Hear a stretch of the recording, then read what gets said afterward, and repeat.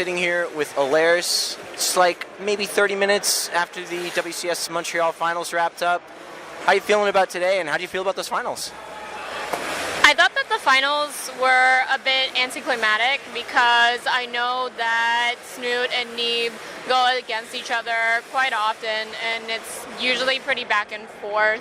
I think Neeb was very obviously favored to win the whole thing, but you can't help but root for the underdog, and Snoot hasn't really had a huge result this year, so I think everybody wanted him to win this just so that he could have that. He deserves it with how much he works for it. I heard that Snoot was actually not feeling too good about his chances for the finals. I know that you're like super tight with so many pros. I know you're super tight with Snoot. Do you know anything about what he was expecting? Well, I mean, Jens always is in this mindset of he's probably not going to do well, and he always says stuff like, I wish I had talent, or I'm really trash at this game or this matchup or against this player. And I can't tell if that's just his way of not hyping himself up too much, or if he just honestly feels like that. It's got to be delusional if he honestly feels like that. My God, it's crazy. So, like I just said, you're friends. Like, you're pretty tight with a lot of the pro players. You were getting some photographs. I was watching the match yesterday, and I brought this up in casual conversation. You were like, you should probably save that for an interview if you want that. But here's the repeat ask.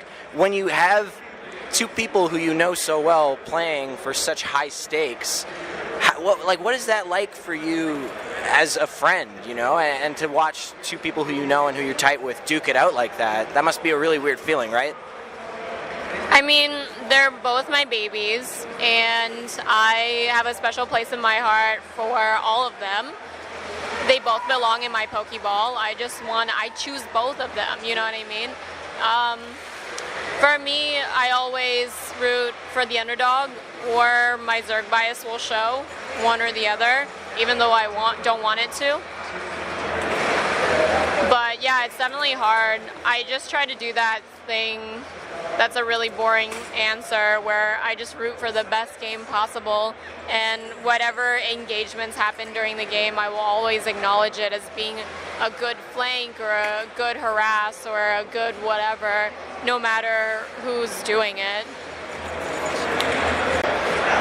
So you're somebody who has a lot of different projects on the go in esports and in Starcraft. You stream, you cast.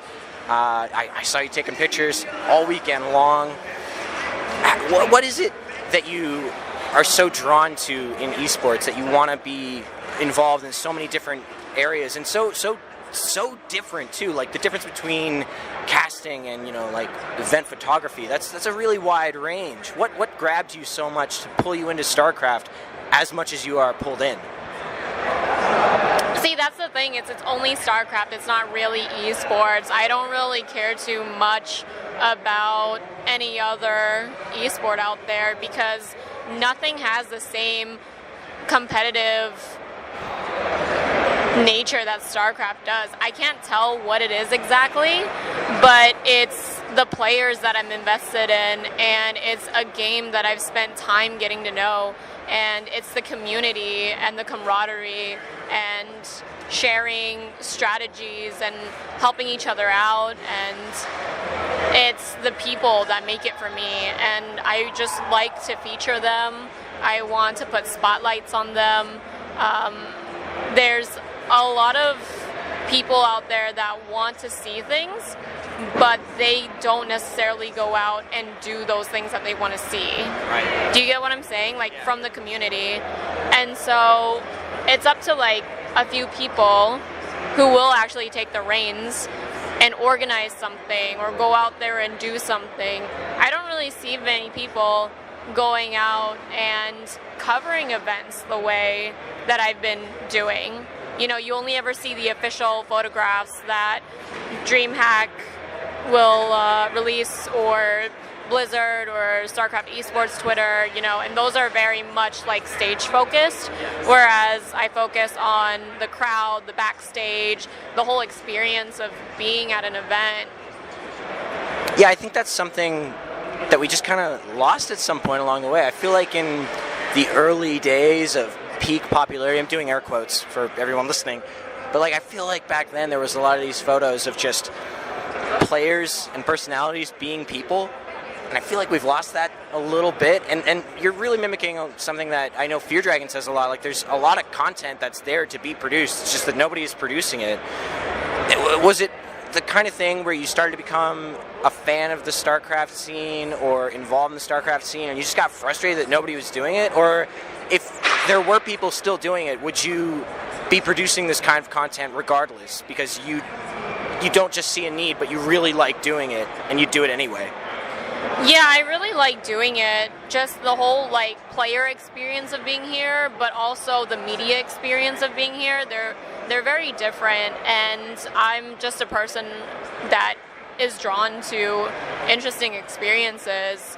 So I try to cover that as much as I can because I know so many people who want to live vicariously since they can't get time off of work or they can't afford to travel or they can't make it, but they want to see more because they're such huge fans of the game, and just seeing what's on stage and what's on the official cameras isn't enough, and it's just a different side, and it's really cool to be able to meet people at these events and they go up to you and say, oh, I really like your photos, or oh, it's really cool to see you going up and being so involved. So that really drives me, is just being able to provide that for other people who are big fans. Nice. Speaking for myself too, I was definitely one of those people up until I guess this event who wanted to live that vicarious life, so I think it's super cool. Another big part of what you do, well, I would say it's a big part, you have the Diva Cup Project, and you cast with that. That was an Africa thing. Talk to me a little bit about how that came to light. It was a partnership with Africa TV, wasn't it? Yeah. Yeah, so how did that come to pass? How did that project get off the ground? And why did you want to do it? So Africa approached me and asked me if I wanted to run some kind of tournament because I was involved with the Female Starcraft League when Mark Judo was running it. And I was like, yeah, sure. I would love to organize this tournament, and it would be really cool to feature these girls. So I worked with them, and they gave me the sponsorship for it.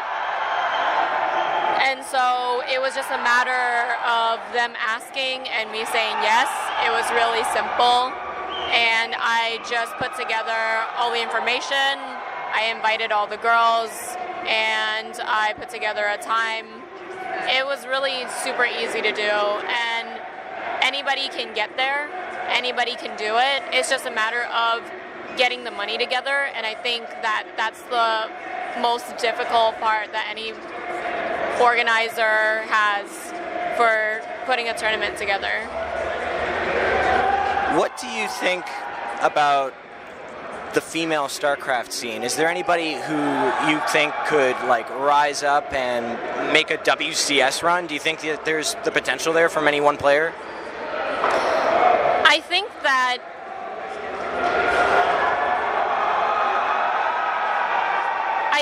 anybody, regardless of female or male, has the potential to rise up. It's just a matter of many different factors, not only skill, but it's also sacrifice. If you talk to any of the pro players and talk to them about their sacrifices, especially the older ones like Snood or TLO, they've given up a lot to be here and to do what they do, and the amount of years they've committed to this.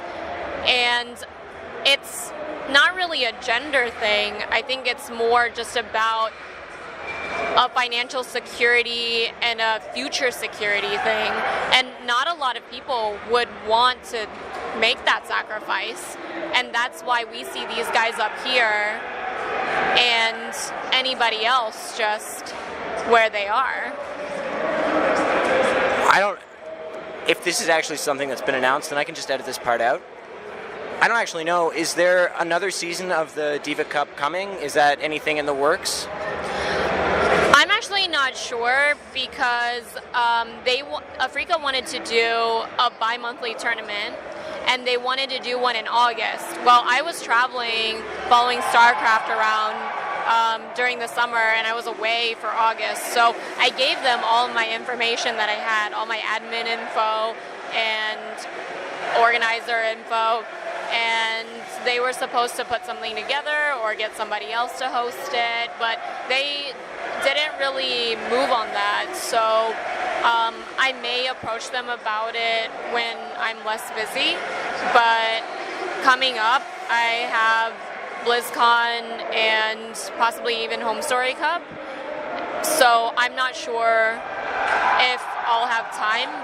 I also wanted to put together another fight club while people were in the States and regionally were more compatible. Like, something I've been putting together for a while is a Scarlet versus Showtime reverse race show match, and that's going to be super hype. So Sasha's only going to be here for maybe a month, and I want to do it within that time period, and I have to also balance that with my day job and my stream, and it's hard to do all that and organize a tournament and do graphics and all this other stuff because it really is a one-woman production. So you just listed a ton of stuff, right? And you do commit a lot of time to Starcraft 2 Esports and following the events and doing your content and everything like that. What's the end goal for you in the scene, if there is one? Is there an end goal? Like, what kind of role do you want to be filling? Is this something that you want to make your career? Do you want to be a professional photographer with it? Would you like to cast? Is there any clear goal for you?